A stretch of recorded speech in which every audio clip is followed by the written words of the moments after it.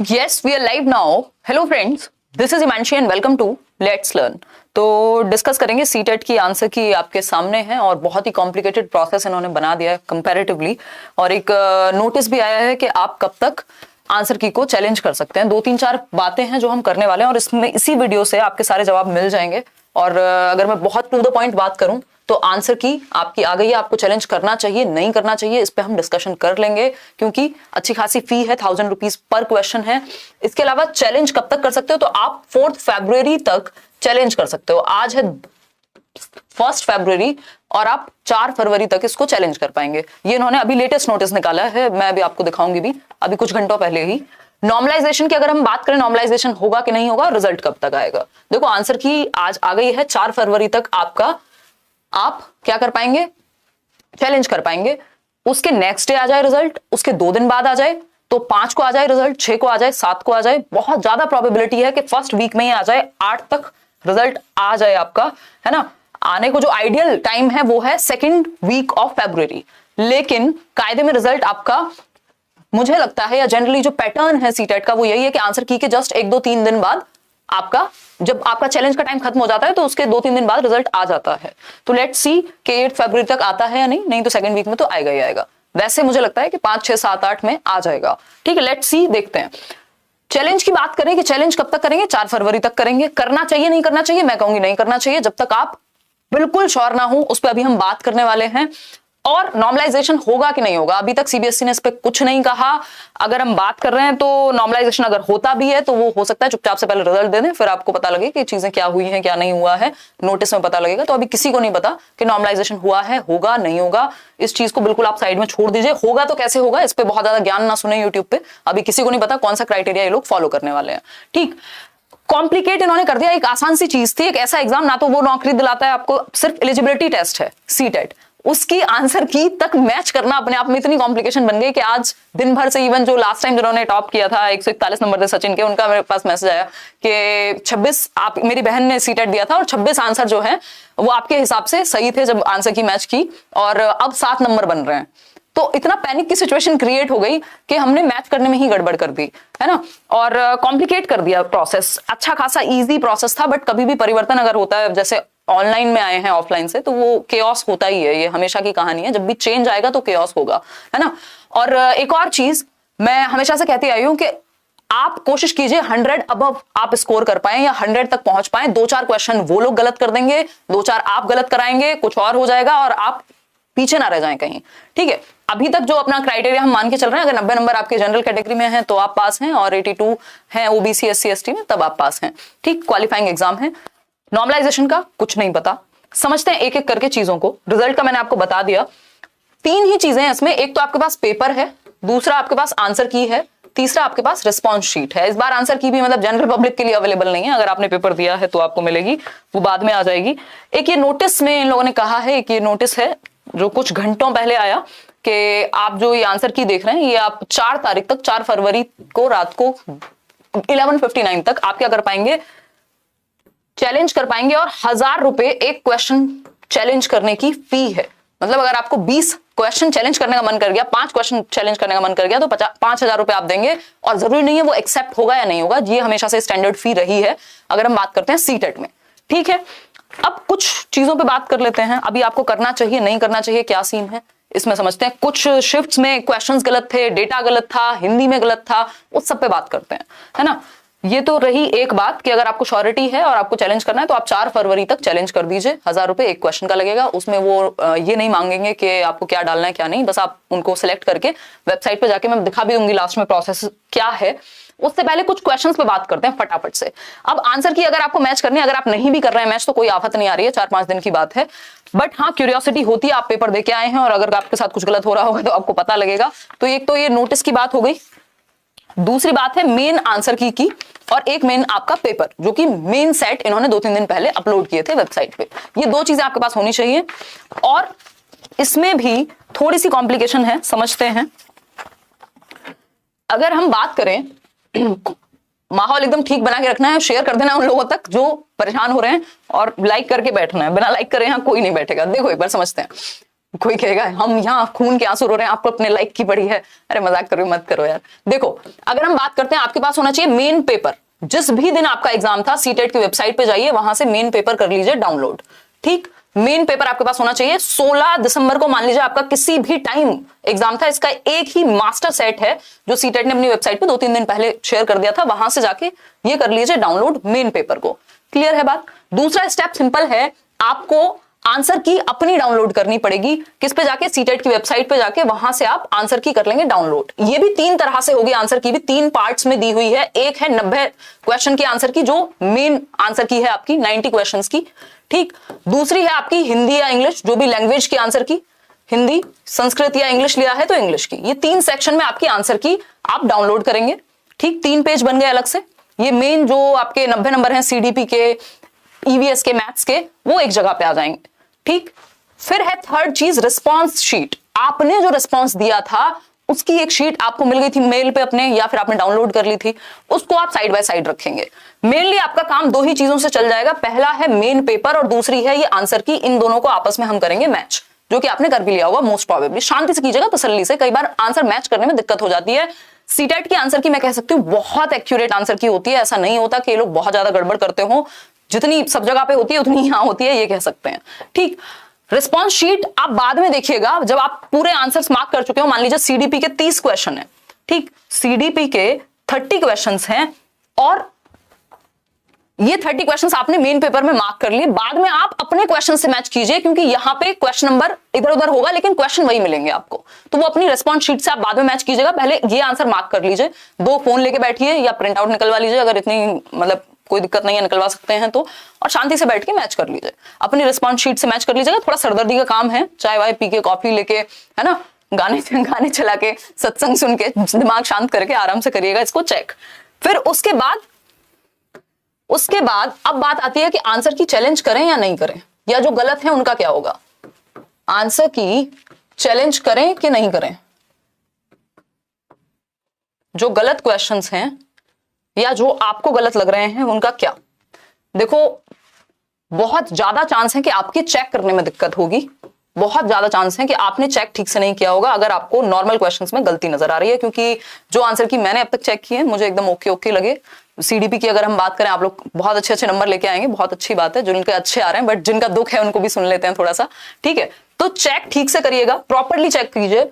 दूसरी बात, आंसर की चैलेंज के लिए मैं तो कहूंगी आपको ना, क्योंकि अगर आप सीटेट की हिस्ट्री उठाएंगे, बहुत ही कम क्वेश्चंस अगर आप चैलेंज कर भी देते हैं, कभी 1 या 2 क्वेश्चन के नंबर आपके मुश्किल से बढ़ते हैं, और वो नॉर्मल केस में भी अगर वो अपडेट करते हैं आंसर की को, तो बढ़ने की संभावना रहती है। तो या तो आप इतने श्योर हैं कि आपको पता है कि वो हर हालत में गलत है, अदरवाइज ट्रांसलेशन के इशू पे या किसी दूसरे ऐसे इशू पे चैलेंज मत कीजिएगा। उन्हें पता भी नहीं चलेगा कि आपने चैलेंज किया है, क्योंकि उसमें सिंपल है, या तो आपने कोई आंसर गलत है तब तो आप चैलेंज कर सकते हैं, इस तरह का ऑप्शन है।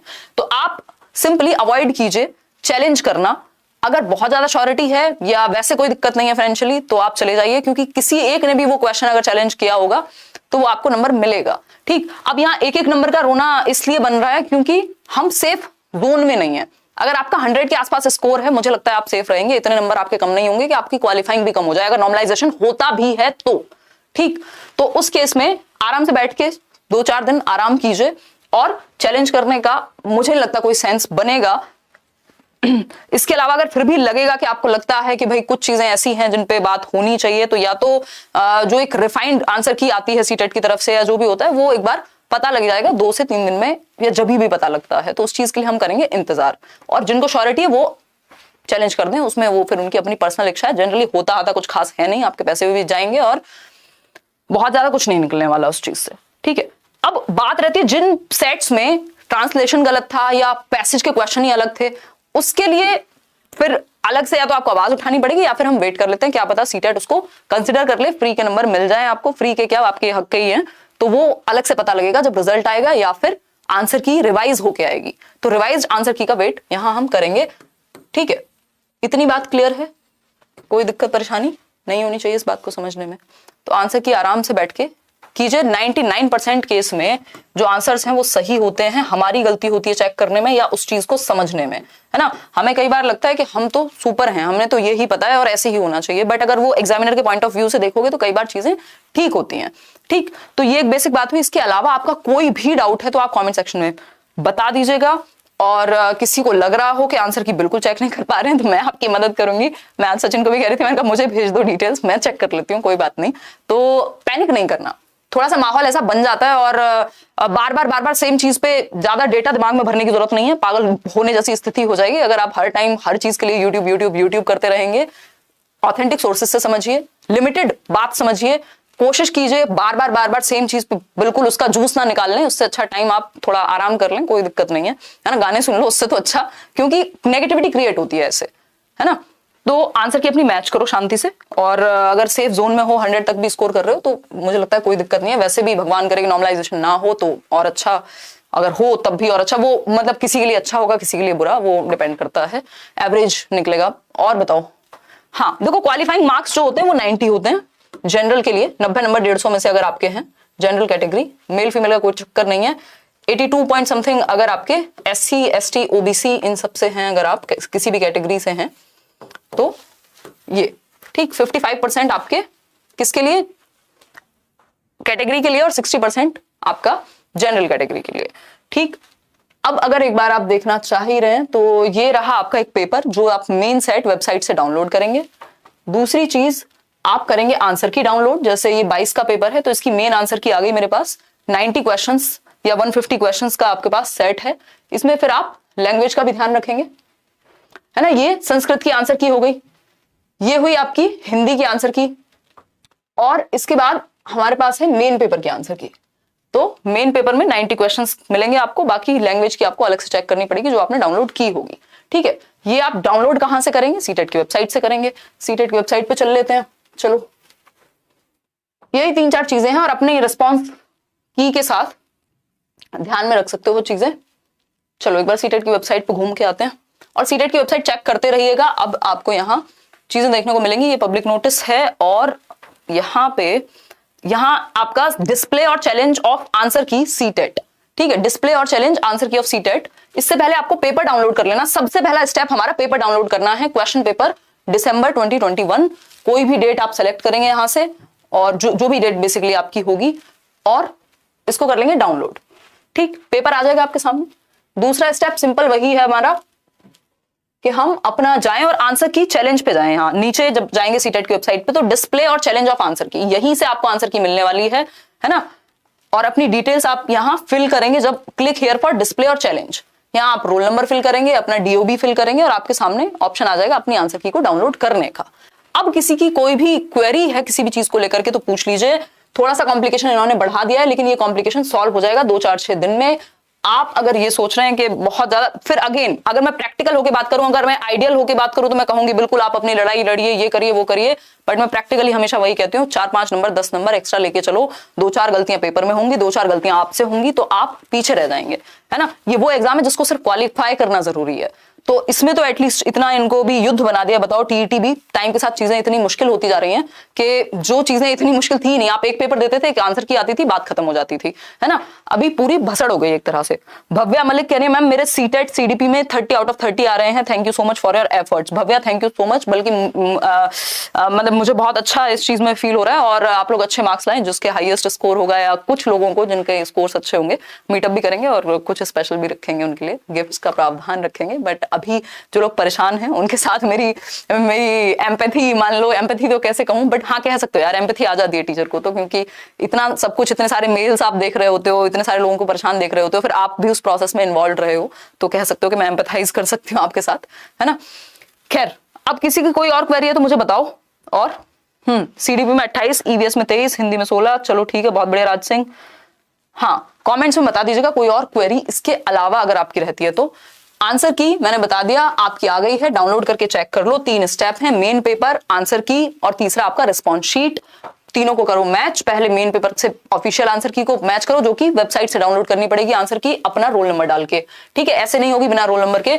चैलेंज कब तक कर सकते हैं? 4 फरवरी तक कर सकते हैं। रिजल्ट कब तक आ सकता है? मुझे लगता है मोस्ट प्रोबेबली 8 से 10 के बीच में आ जाएगा, उससे पहले पहले आने की संभावना होनी चाहिए। सेकंड वीक में तो सीटेट ने खुद भी कहा हुआ है। खैर, और नॉर्मलाइजेशन का अभी किसी को नहीं पता, होगा नहीं होगा, रिजल्ट में डायरेक्ट पता लगेगा, नोबडी नोज। ठीक, चलो कोई और बात हो तो मुझे बता देना कमेंट्स में। हाँ, आपकी वजह सीडीपी में जतिन होलकर कह रहे हैं 30 आउट ऑफ 30। बहुत ही बढ़िया, धन्यवाद। कोई कह रहा है मैम आपका क्या एजुकेशन है? यही मेरा एजुकेशन है कि 30 आउट ऑफ 30 लाते हैं आप लोग, अच्छा करते हैं, और जो हम डिस्कशन करते हैं वो आपको हेल्प कर पाता है। दैट्स इट, और क्या चाहिए है? खैर, वो मैं बता चुकी हूँ बहुत बार। चलिए आज के लिए इतना ही रखते हैं। किसी का और कोई सवाल हो तो बता दीजिएगा। 10,500 लोग देख रहे हैं, लाइक शेयर करके जाइएगा, बराबर का रहना चाहिए रेशो। ऑल द बेस्ट आपके रिजल्ट के लिए। फिर मिलेंगे और उसके आगे की प्रोसेस करते रहेंगे, सीखेंगे, है ना। और किसी की और कोई क्वेरी हो तो मुझे कमेंट्स में बता दीजिएगा, है ना। ये लैंग्वेज को लेके, थोड़ा बहुत ट्रांसलेशन को लेके, इन पे बहुत ज्यादा परेशान होने का कोई पॉइंट है नहीं। अगर नंबर बढ़ने होंगे तो सबके लिए बढ़ जाएंगे। ठीक, चलो टेक केयर, ध्यान रखो। 95 देखो, 90 अबव अगर हैं तो अभी तो आप नॉर्मल रहो, बहुत ज्यादा खुश भी मत हो, बहुत ज्यादा दुखी भी मत हो, क्योंकि नॉर्मलाइजेशन का वेट करना पड़ेगा, है ना। चलो टेक केयर, कल मिलते हैं, है ना। बाय। अब कोई और क्वेरी होगी तो कमेंट्स में छोड़ देना, मैं एक वीडियो अलग से बना दूंगी। वैसे तो मैं कोशिश करती हूँ काम की वीडियो ही मिले आपको। Take care, good night. Like share subscribe कर लेना आगे की तैयारी और